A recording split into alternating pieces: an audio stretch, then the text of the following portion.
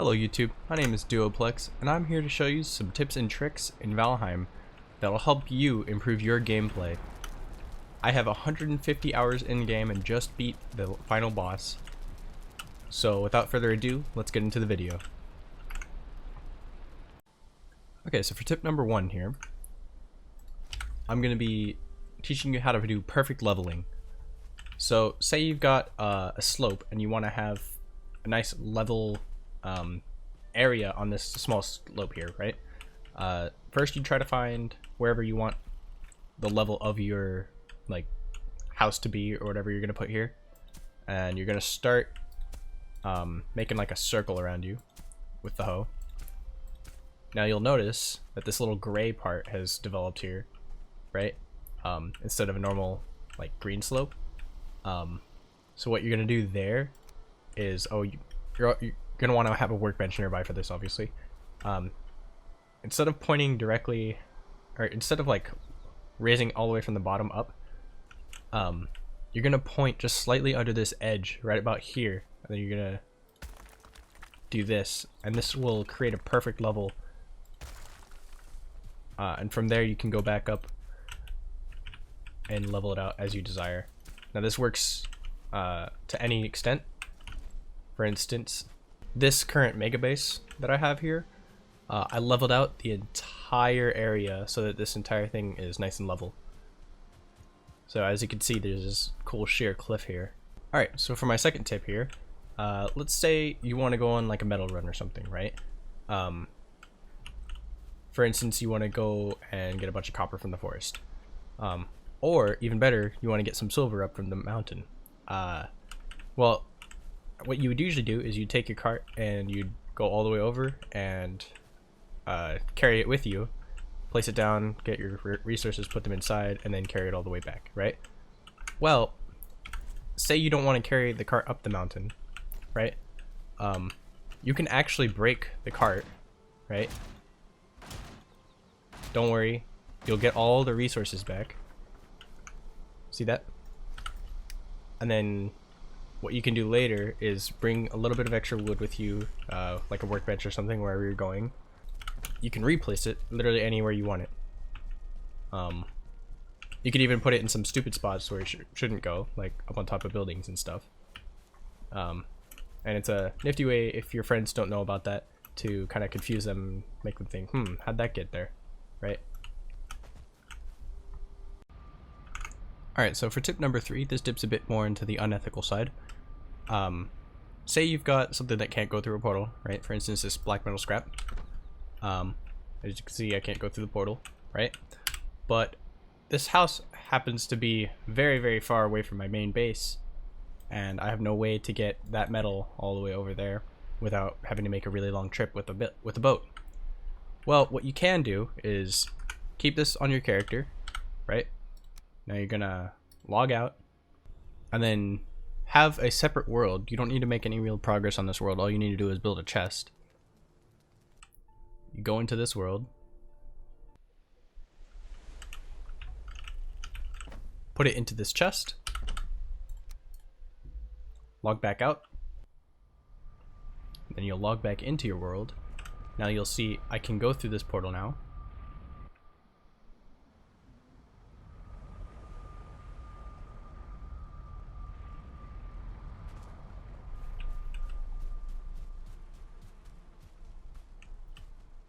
Now you can go back to whatever place you want it to go, or wherever you want to take your metal, right? I'm gonna put it in this chest. So I'll log out again.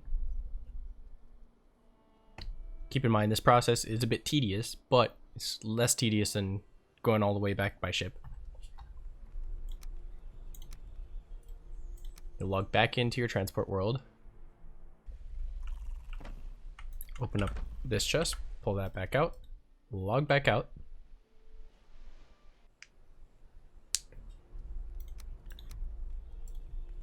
And then log back into your other world. And voila, you now have that metal transported all the way for this distance. Now, the inevitable discussion becomes now the ethical part of it. and whether or not it's considered cheating. Now, it is currently a thing in the game. They're probably gonna have a mechanic to go to counter that. I can very well see them creating a rusted mechanic where if you bring in metal from a different world, then that metal will become rusted and unusable unless it goes back. But for now, I don't particularly agree with it, and I don't try to use it as often. But I will admit I've used it a couple times to save some time transporting metal. Okay, so for this next trick, you're gonna want to wait until it's nighttime, right? Until there's a point at which you can sleep. And I'm gonna talk about the skipping time thing. So let's say, for instance, you have some mead that you wanna ferment faster. As of right now, it still works, but let me see if I can craft something really easily. What's cheap? Let me see what I got. Right.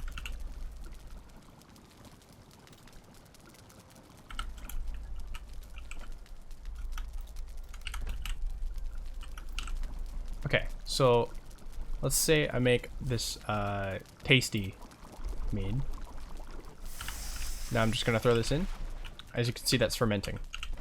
So what I'm gonna do now is I'm gonna take a bed,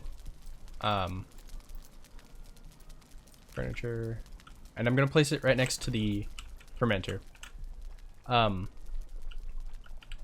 What you can do is you can actually skip time by going to sleep and then going right back to sleep as soon as you wake up. What this will do is it'll make time go by a lot faster and make the fermenter happen a lot quicker. So usually you have to wait 2.5 full in-game days. So I'm just gonna go to sleep here. Right? Let that do its thing.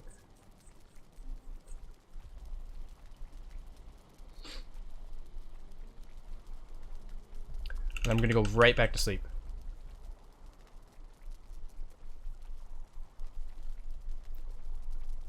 As you can see, my days in my world is very advanced in comparison to other people's. So that's still fermenting. So I'm gonna go back to sleep again one more time, and whenever I wake up, it should be done.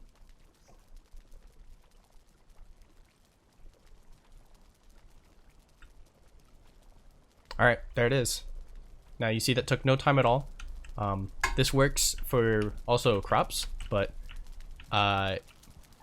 something to keep in mind is whenever you go to sleep and wake back up, you won't be able to go and collect your crops and replant them and then go back to sleep because it has to be immediate. If it's not within the, like 5 seconds of waking up, then it won't work. So that's one way to do it. Okay, so for my next tip here, you'll see I found this troll, right? I'm gonna try luring this guy over to some rock or metal deposit and show you what happens. Alright, see this rock here? You'll see that he actually does damage to it, and then he breaks it eventually. Now this works on just about every resource in the game that you can find in a forest, right? You see he breaks that bush. Now let me go over by this tree.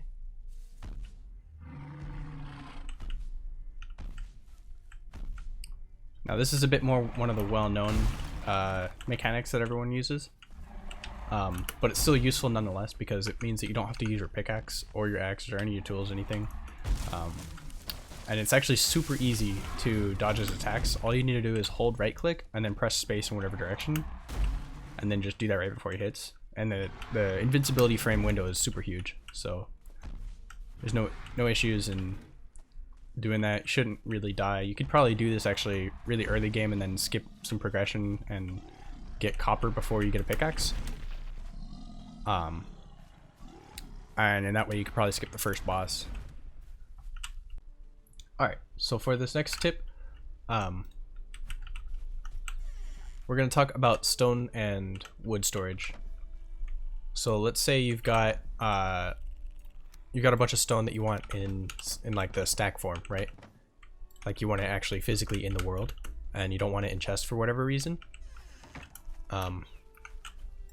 Now, technically, this type of storage right here is less efficient and not really worth it. Because like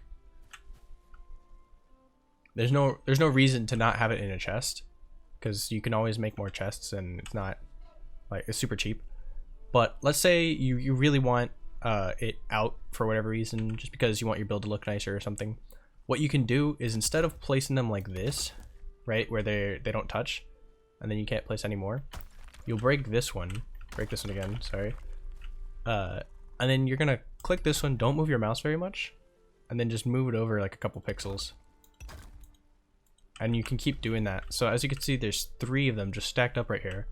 It looks perfectly normal, and you can do this as much as you want, so you could have like a whole line of stone like this. May not be particularly useful for everyone, but that is something you can do. And this does work with with wood as well, so you can do this. Now you're gonna have to move it a little bit further over, and it won't be as clean or as efficient as the stone stacks, but it actually does look pretty cool in the long run.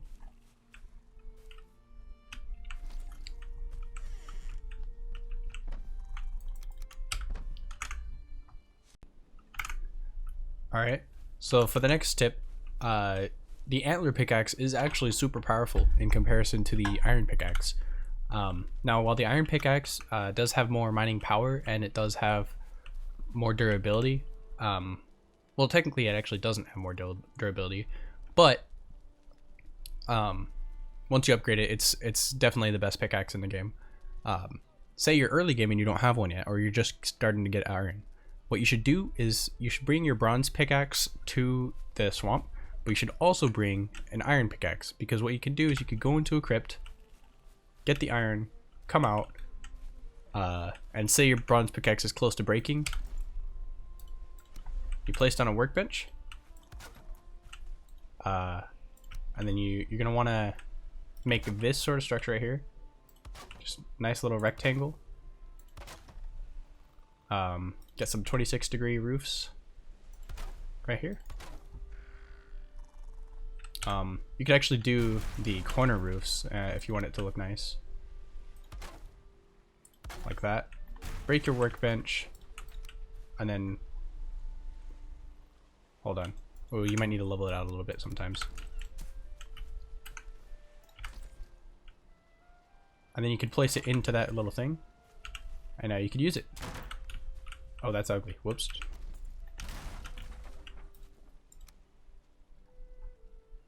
There we go. And you should be able to use it just fine. Repair your Antler Pickaxe, and you're good to go.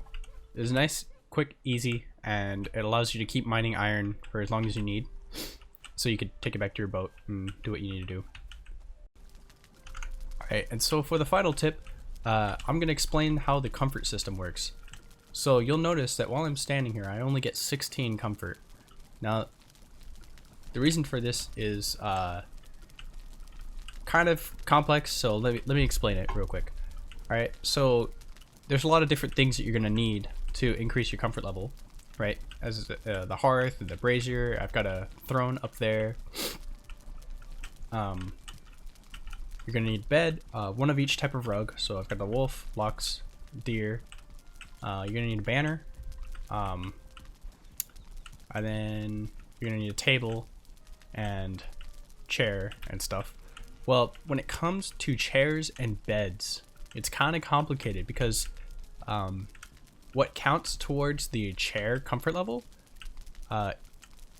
is the stools, benches, and chairs. But the thing is, stools and benches only give 1 comfort each, whereas the chair gives 2. So if you were to have a stool here, for some reason the game actually makes it give you -1 comfort whenever you have both of them here, right? But if you were to not have the chair, you get the 1 comfort from the stool. Now, right now you notice I have 16 instead of 17. That's because there's the dragon bed here, which gives you more comfort than the normal bed.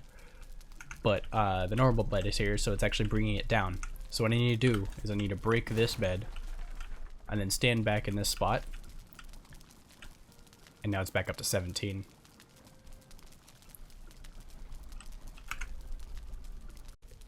I hope you enjoyed these tips and tricks. Let me know if you thought they were useful in the comments.